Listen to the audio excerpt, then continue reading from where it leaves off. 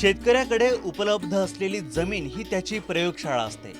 त्या प्रयोगशाळेत शेतकरी वेगवेगळे प्रयोग करत असतो। असाच अभिनव प्रयोग केलाय गडचिरोलीचे शेतकरी संजय गंडाटे यांनी। त्यांनी त्यांच्या शेततळ्यात शिंपल्यांच्या माध्यमातून सुरुवातीला प्रायोगिक तत्वावर मोती तयार करायला सुरुवात केली आणि मग वाढता प्रतिसाद लक्षात घेता त्यांनी या प्रयोगाला मोठं स्वरूप दिलं आणि शेतीला एक नवा पर्याय मिळवून दिला। खरं तर शिंपल्यात मोती तयार करणं ही नैसर्गिक प्रक्रिया असते, पण कृत्रिम पद्धतीनं मोती तयार करणं ही खूप मजेदार प्रक्रिया आहे।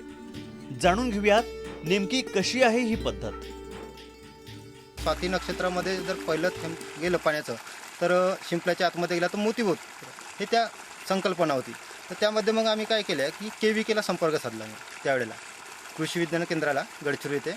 मग मी नदीमधून शिंपले गोळा करणे, घरी आणणे, मग त्याच्यामध्ये वेगळे रेतीचे कण टाकून बघणे, हे सुरुवातीला केलं।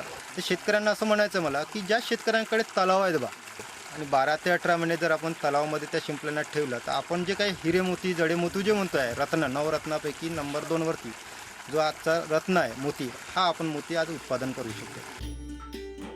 काहींचा प्रयत्न मातीतून सोनं उगवून दाखवण्याचा असतो, मात्र इथे संजय गंडाटे यांनी पाण्यातून कृत्रिम मोती काढून दाखवलेत।